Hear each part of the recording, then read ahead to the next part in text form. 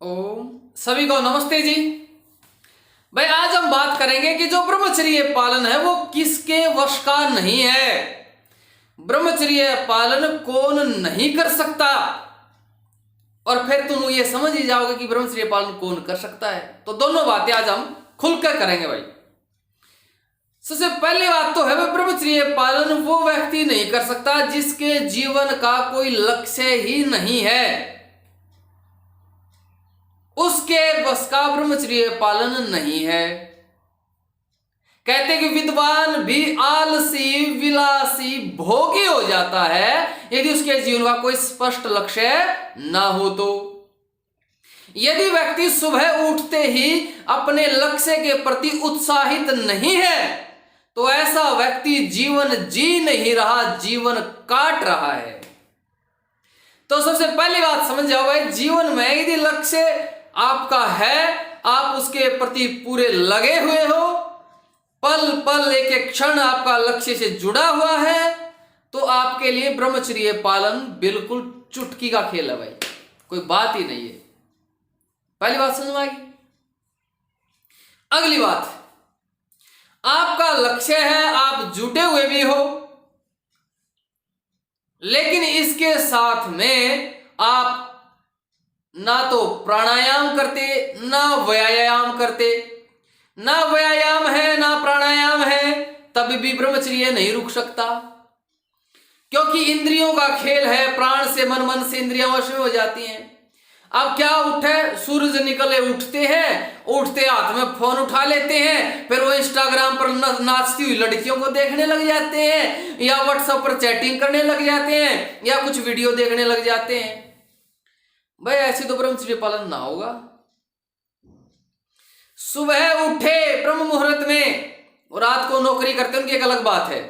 सुबह उठे, उठ के दिनचर्या शौच आदि से निवृत्त हो गए प्रतिदिन, तो इसीलिए आपकी दिनचर्या में व्यायाम और प्राणायाम का होना अति आवश्यक है। और प्राणायाम कौन सी, अनुलोम विलोम, ये प्राणायाम नहीं है जो हमने वीडियो डाल रखी है ना पीछे, प्राणायाम के ऊपर है बाह्य अभ्यंतर स्तंभवर्ती बाह्य अभ्यंतर विषक्षेपी, ये प्राणायाम है। और ऐसे प्राणायाम जैसे ऐसा होना चाहिए, बिल्कुल श्वास टूटने को है, ये नहीं कि सांस ले ली छोड़ दी, ये को प्राणायाम नहीं है, बल लगना चाहिए शरीर का। मैं कहता हूं मैं 15 दिन बढ़िया तरह प्राणायाम कर लो, जब तुम्हारा ब्रह्मचर्य तुम्हारा टॉप का ना हो जाए तो हमें कह देना। तो प्राणायाम आदि करना भाई। फिर अगली बात है कि भाई जिसका खान पान पर कोई नियंत्रण नहीं, कहीं समोसे मिल गए समोसे खा लिया, चाउमीन मिल गए चाउमीन खा लिए, पानी के पतासे दी गए पानी के पतासे खा लिए, वो दी गया वो खा लिया, बर्गर दी गया ये खा लिया। जिसका अपनी जीवा के ऊपर नियंत्रण नहीं है, जिसका खान पान का समय निश्चित नहीं है, वो ब्रह्मचर्य पालन नहीं कर सकता भाई। समय निश्चित होना चाहिए भाई, इस टाइम मेरा भोजन का टाइम है। हाँ, एक आध बार कोई बात हो जाए कहीं है, वो एक अलग बात है। ये परमानेंट ना हो आपका कि कभी भी कुछ भी मिल गया तभी खाना शुरू कर दिया। आपका खान पान नियंत्रण हो, और घरेलू हो, ये बाजारू चीजें जो बेकार की चीजें हैं ये ना हो। जो जिसका जीवा पर नियंत्रण नहीं है वो ब्रह्मचर्य पालन नहीं कर सकता। कितनी बात होगी, 3 होगी ना। पहली बात कौन सी थी, लक्ष्य हो, उसमें व्यस्त हो। लक्ष्य कुछ भी, व्यस्त कुछ भी हो सकते हैं। मान लीजिए बहुत साल पहले की बात है, मैं पुस्तकें पढ़ने का शौकीन था, पुस्तकें पढ़ता था, पूरे दिन व्यस्त रहता था, ठीक है ना।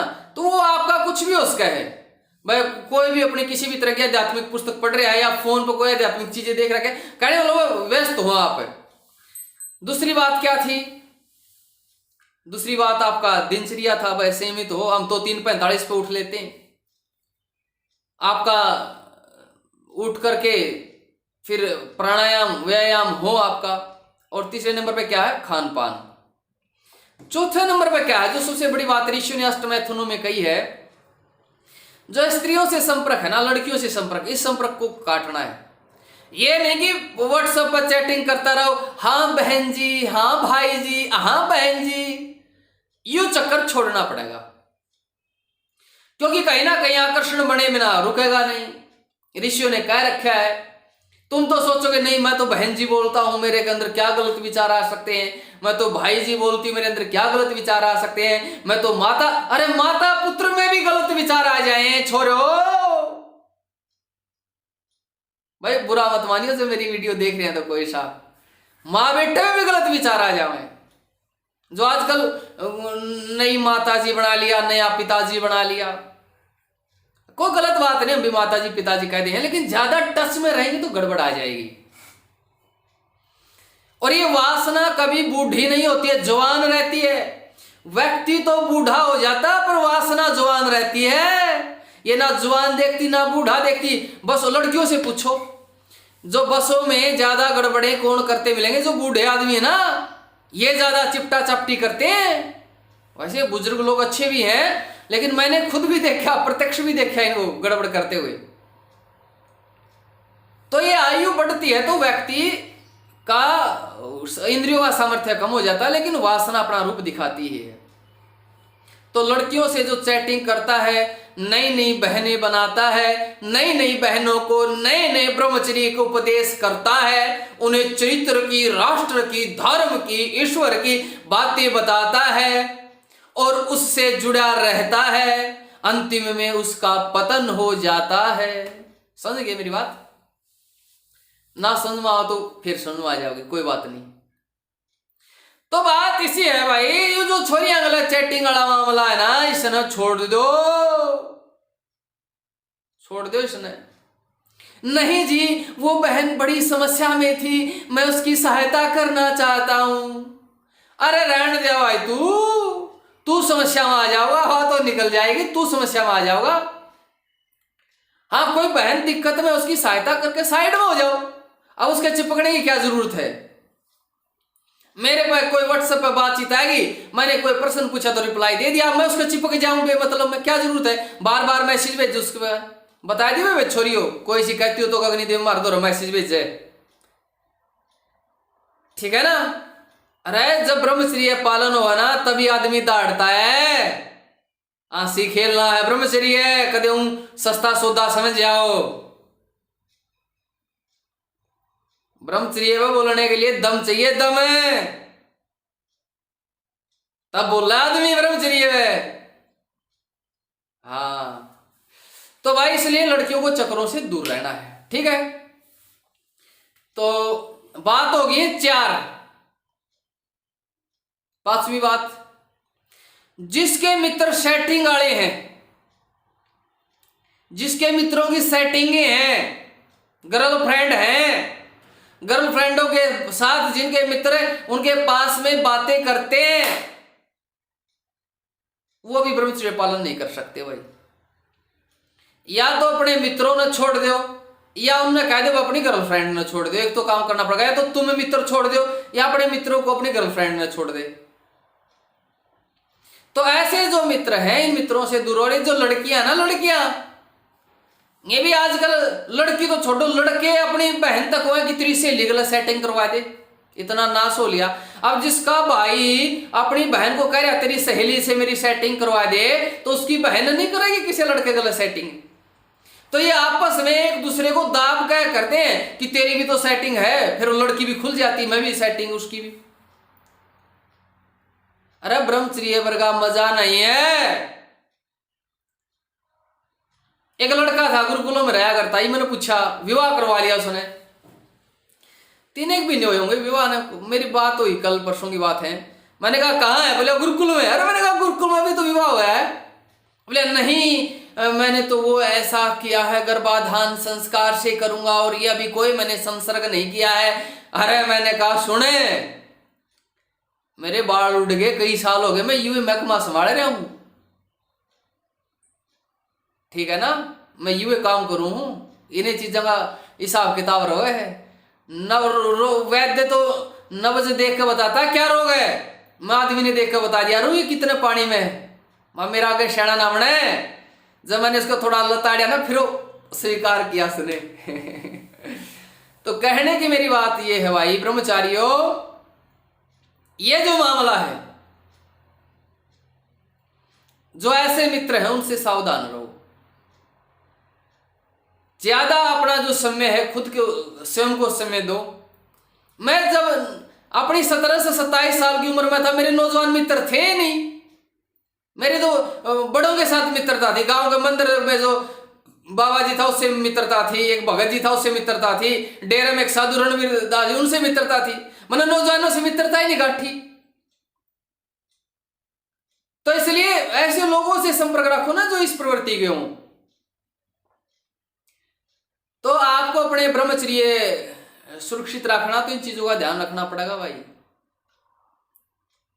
और जब इन चीजों का ध्यान रखोगे तो ब्रह्मचर्य में मजा है, मजा। जिंदगी का असली मजा ही ब्रह्मचर्य में है, समझ गए ना। अखंड प्रचंड बन जाओ, मजा लोगे जिंदगी का। अब भाई कुछ कह रहा जवान तू, ये बालक भी बाहर सुन ले ना बात कि ब्रह्मचर्य की वीडियो वाडियो तो देखना शुद्ध बैठे जैसा भी है।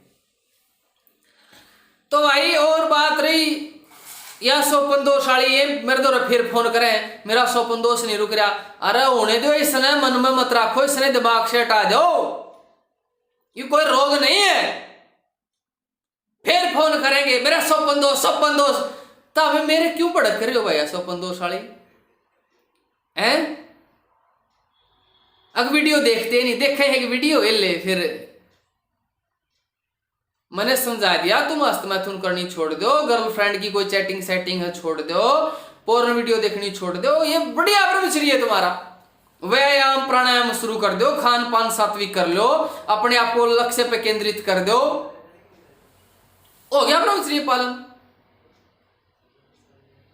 तो भाई बात ये है, 2-4 थारे तो बता दी। फिर भी मन में कोई प्रश्न हो, कोई बात हो तो पूछ लियो, निसंकोच पूछ लियो, खुल्लम खुल्ला बतावांगे। मेरे तो बात करनी है भाई, फोन आ जाए घने, लेकिन मैं व्हाट्सएप वाले का रिप्लाई दे लेता हूं, देख लेता हूं मैसेज, इसका काम की बात पूछ रखी है कि नहीं पूछ रखी है, वैसे टाइम पास होता है तो मैं व्हाट्सएप पर रिप्लाई कर देता हूं। फोन भी वैसे खुला रहो, मेरा कोई सी बात ना है।